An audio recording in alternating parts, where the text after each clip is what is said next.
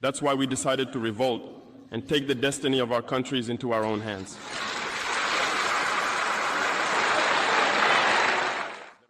What happens when the most powerful empire in history meets a soldier who refuses to kneel? What we're about to uncover will shake you to your core, because buried in classified intelligence cables hidden behind diplomatic doublespeak lies a story so explosive that major networks won't dare touch it. A story about the day America's resource extraction machine hit a wall it never saw coming.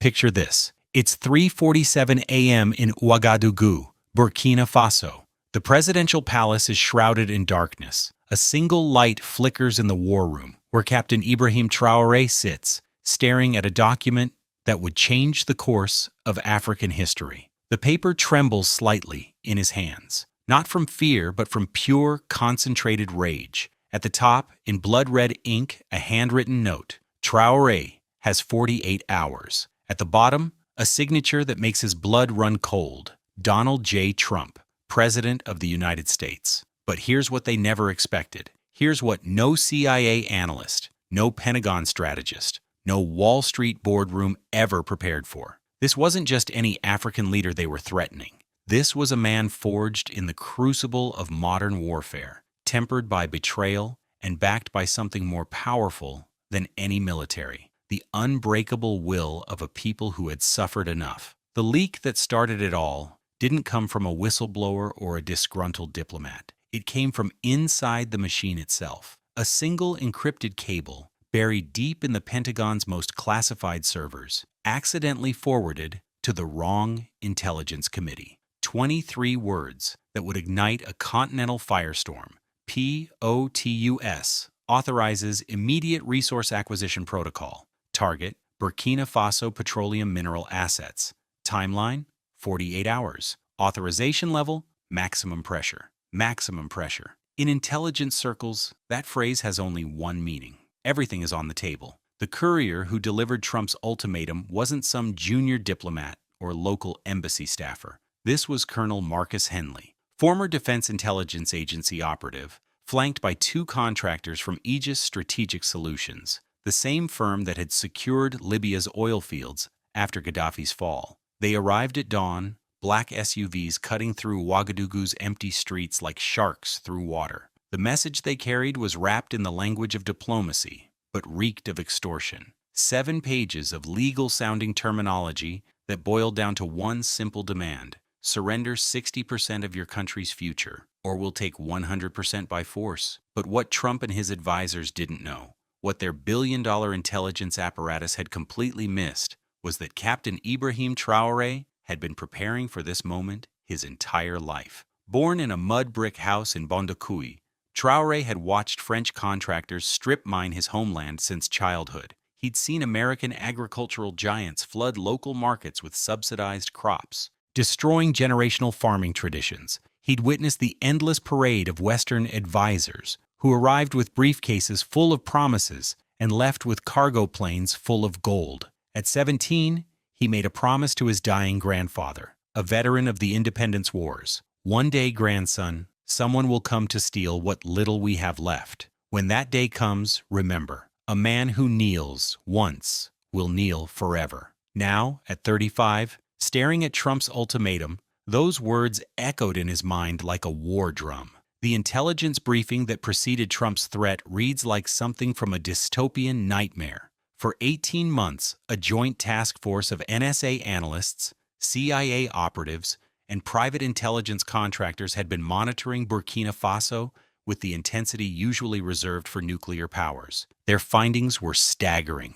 Hidden beneath the arid plains of northern Burkina Faso lay an oil reserve system larger than Nigeria's proven deposits. Conservative estimates place the value at over $400 billion, enough to transform not just Burkina Faso, but the entire Sahel region. Even more valuable were the gold deposits, recently discovered by a covert geological survey team using Russian satellite mapping technology. This wasn't just about resources. This was about power, about control, about maintaining a global system that had funneled African wealth into Western banks for centuries. The sealed intelligence report, later leaked to investigative journalists, contained a chilling assessment. Target nation demonstrates zero willingness to integrate into established extraction frameworks. Leadership exhibits dangerous sovereignty-focused ideology. Recommend immediate intervention before model spreads to neighboring territories. Dangerous sovereignty-focused ideology. Let that sink in. In the eyes of the global power structure, a leader who wanted to control his own country's resources wasn't just uncooperative, he was a threat to the entire system. Trump's inner circle had war-gamed this scenario dozens of times. Libya had shown them the playbook: destabilize, intervene, extract. Iraq had proven the effectiveness of overwhelming force. Syria demonstrated the power of proxy warfare. But Burkina Faso?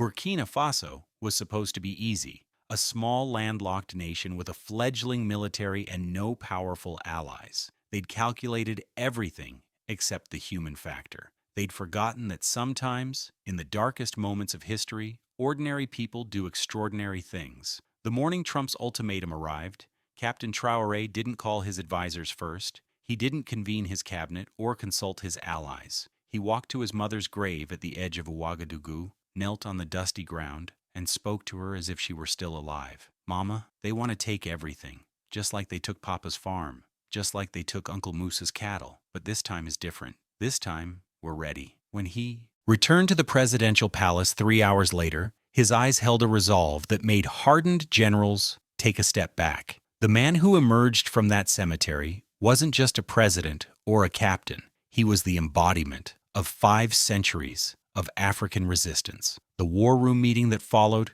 would be remembered as the moment everything changed. Traoré spread Trump's ultimatum across the table like a battle map. His inner circle, men and women who had fought beside him through coup attempts, terrorist attacks, and international pressure, stared at the document in stunned silence. General Célestin Simondre, his defense minister, spoke first. "Captain, if we refuse, they'll use every tool in their arsenal. Economic sanctions, military pressure, regime change operations. We've seen it before." Traoré's response was quiet, measured, and absolutely unshakable. "Then we'd better make sure we're ready for war. Because that's what this is, whether we call it diplomacy or not." What happened next would echo across Africa like thunder across the savannah. Traoré activated Protocol 7, a contingency plan so classified that only 5 people in Burkina Faso knew of its existence. Within hours, secure communications went out to carefully selected allies across the continent. Not official diplomatic channels, but encrypted military frequencies that bypassed every Western intelligence network. The message was simple: the test has begun. Are you with us? The responses came back faster than anyone had dared hope. From Mali, standing by. From Niger, ready. From Guinea, at your command. But the real game changer came from an unexpected source. At 2:17 a.m. local time, exactly 36 hours before Trump's deadline, a secure phone call reached Traoré's private line. The caller spoke in fluent French with a slight Beijing accent. "Captain, my name is Director Chen Wei-ming. I represent certain interests that believe Africa's resources should benefit Africa's people. We have a proposition that might interest you." 12 hours later, a Chinese transport aircraft touched down at a military airstrip 30 kilometers outside Ouagadougou. No customs officials, no diplomatic protocol, just a handshake between Chen Wei-ming and the man who was about to make history. The cargo manifest was classified, but sources close to the operation later revealed its contents: advanced oil drilling equipment, mobile refinery components, satellite communication arrays, and something even more valuable: technical specialists who could help Burkina Faso process its own resources without Western intermediaries. Russia's response was even more dramatic. At exactly 4 p.m. Moscow time, President Putin's personal aide placed a call to Traoré. The conversation lasted exactly 3 minutes. When it ended, Traoré turned to his chief of staff and said simply, "We're no longer alone." What Putin had offered wasn't military intervention or economic aid. It was something far more powerful: legitimacy. Russia would formally recognize Burkina Faso's right to sovereign control over its natural resources and would provide technical and diplomatic support to any nation that chose to follow the same path. In Washington, panic was setting in. The CIA's Africa desk had been monitoring unusual communications traffic across West Africa, but they'd completely missed the scale of what was unfolding. Private military contractors reported unusual activity around Burkina Faso's oil facilities. Satellite imagery showed construction of new infrastructure that didn't match any known Western development project. Trump's advisors began pushing for immediate action. John Bolton, then National Security Advisor, reportedly argued for targeted missile strikes against key facilities. Military commanders pushed back, warning that any overt action could trigger a wider regional conflict. Economic advisors suggested devastating sanctions, but intelligence analysts pointed out that Burkina Faso's new partnerships made traditional economic pressure largely irrelevant. They were watching their playbook disintegrate in real time. With 18 hours left on Trump's deadline, Traoré made a decision that would be studied in military academies for generations. Instead of waiting for the deadline to pass, instead of negotiating or compromising, he chose to strike first, not with weapons, but with truth. The broadcast began at 8 p.m. local time on every radio station, television channel, and internet platform in Burkina Faso. No slick production values, no teleprompters, just Captain Ibrahim Traoré sitting at a simple wooden desk with the Burkina Faso flag behind him and a copy of Trump's ultimatum in his hands. My fellow Burkina Faso, my African brothers and sisters, and to all people around the world who believe in justice, I speak to you tonight because our nation faces a test that will determine not just our future, but the future of Africa itself. He held up the document, its red ink visible even through television screens. This paper contains a demand from the President of the United States. It orders us to surrender control of 60% of our newly discovered oil reserves and our gold mining operations to American corporations. It gives us 48 hours to comply, or face what they call serious consequences. The pause that followed seemed to stretch across continents. To President Trump and those who sent this ultimatum, I have a simple message. Burkina Faso is not for sale. Our oil belongs to our children. Our gold belongs to our future.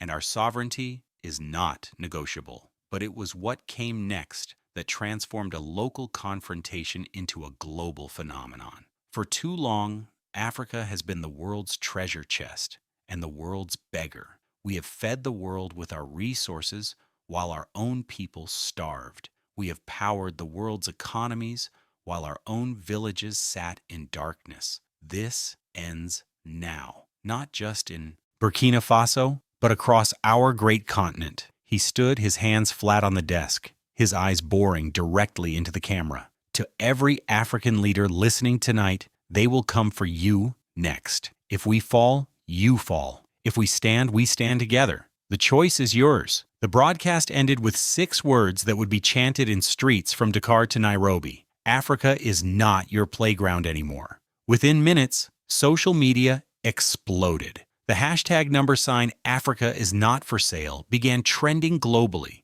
Video clips of Traoré's speech were shared millions of times, translated into dozens of languages, remixed into songs, and turned into artwork that spread like wildfire across digital platforms. But more importantly, the speech triggered something unprecedented in modern African politics: immediate, coordinated action by multiple governments. At 10:42 p.m., just 2 hours after Traoré's broadcast, Mali's transitional president Colonel Assimi Goïta appeared on national television. His message was brief and devastating. Mali stands with Burkina Faso. Any aggression against our brother nation will be considered an attack on Mali itself. Niger's General Abdourahmane Tiani followed at midnight. The people of Niger reject any foreign attempt to dictate Africa's future. We stand with Captain Traoré. Guinea's Colonel Mamadi Doumbouya delivered the final blow at 2 a.m.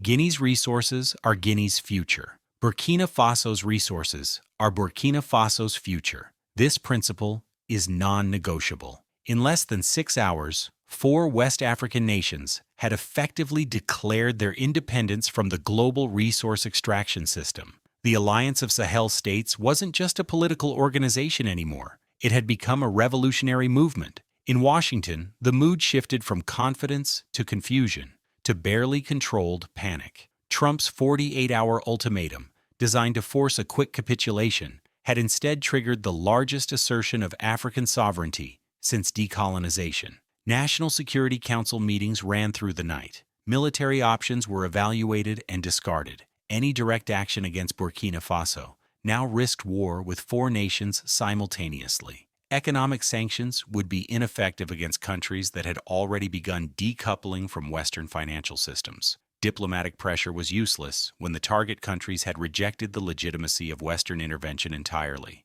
For the first time in decades, American policymakers faced a situation they hadn't war-gamed: complete, coordinated, and confident rejection of their authority. The deadline came and went in silence. No official statement from the White House, no military action, no devastating sanctions, just the quiet recognition that their bluff had been called and found wanting.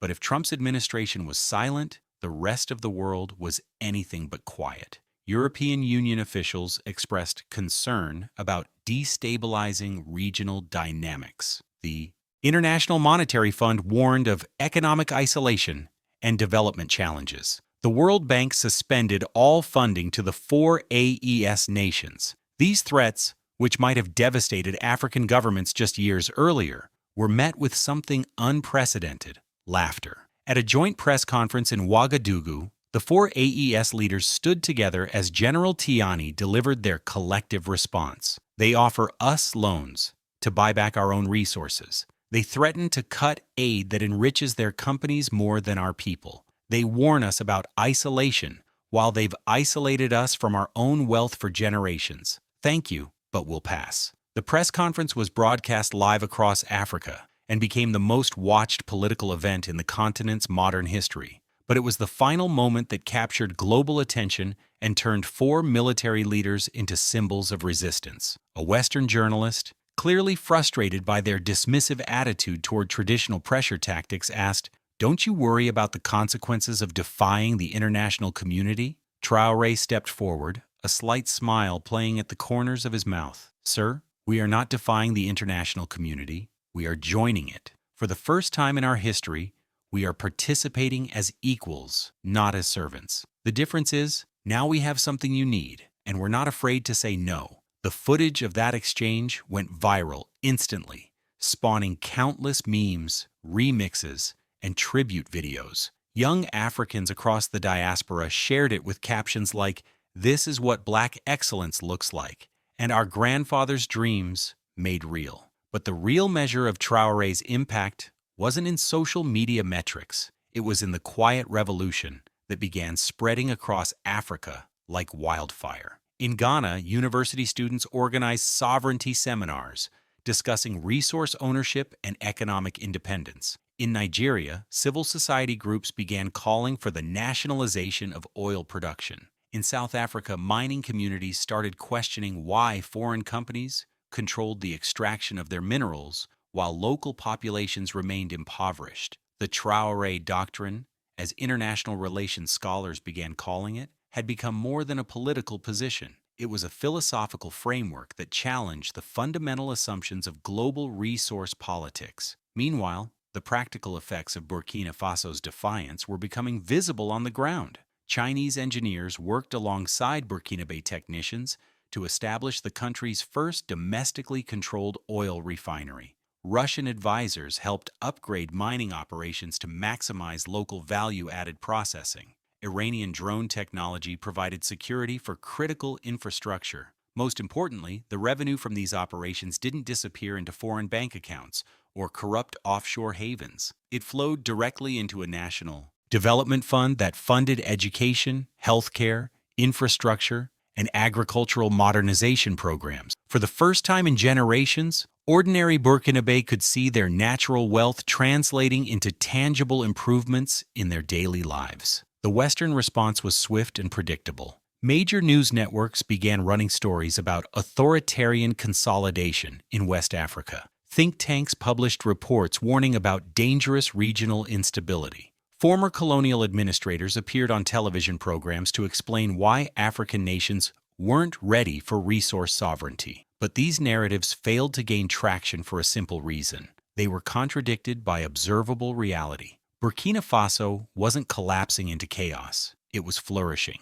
Economic indicators showed rapid growth, unemployment was falling, and international surveys indicated rising confidence in government institutions. The contrast with Western predictions was so stark that it began undermining their credibility on African issues entirely. When your experts predict disaster and development follows instead, people start questioning your expertise. 6 months after Trump's failed ultimatum, something unprecedented happened. Captain Ibrahim Traoré was invited to address the United Nations General Assembly, not as a pariah or a curiosity, but as the representative of a successful alternative development model that dozens of countries wanted to understand and potentially emulate. His speech to the UN was measured, diplomatic, and devastating. He outlined Burkina Faso's achievements since declaring resource sovereignty: 40% reduction in poverty, 60% increase in school enrollment, complete elimination of foreign debt, and the establishment of Africa's first youth-led technology innovation fund.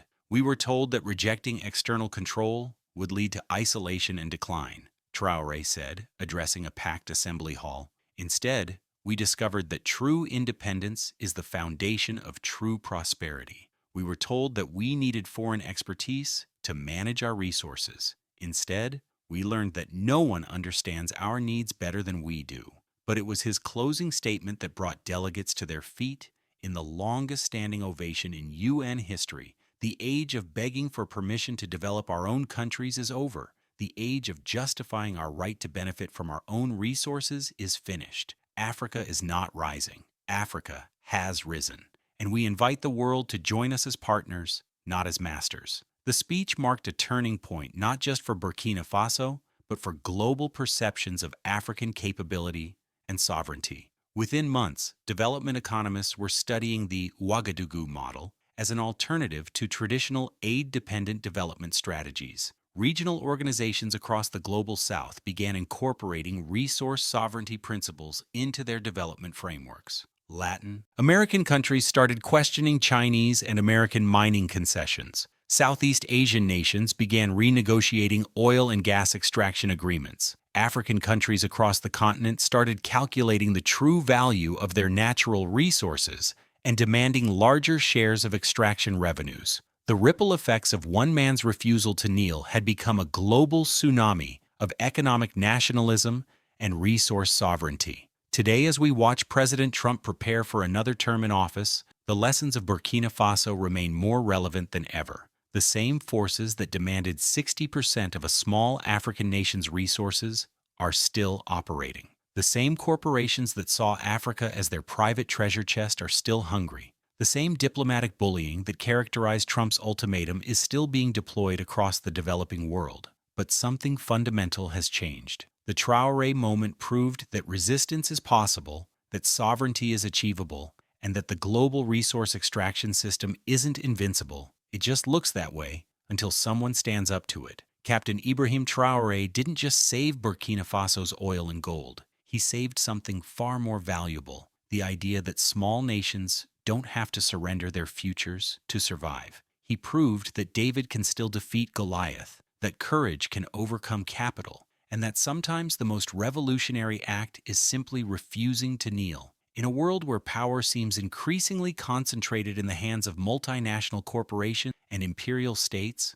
Burkina Faso reminds us that sovereignty isn't given, it's taken. Freedom isn't granted, it's seized. And dignity isn't negotiated, it's declared. The man who made Trump blink didn't just change his country's trajectory, he changed what's possible for every nation that has been told to accept less than it deserves, to settle for crumbs from someone else's table, to be grateful for the privilege of being exploited. As Traoré himself said in that unforgettable UN address, "We didn't reject the world, we rejected our assigned place in it. And in doing so, we discovered that our place is wherever we choose to stand." The question now isn't whether other nations will follow Burkina Faso's example. The question is how many, how quickly, and whether the global power structure can adapt to a world where the colonized refuse to stay colonized, where the exploited reject exploitation, and where sovereignty means what it's supposed to mean: the right of a people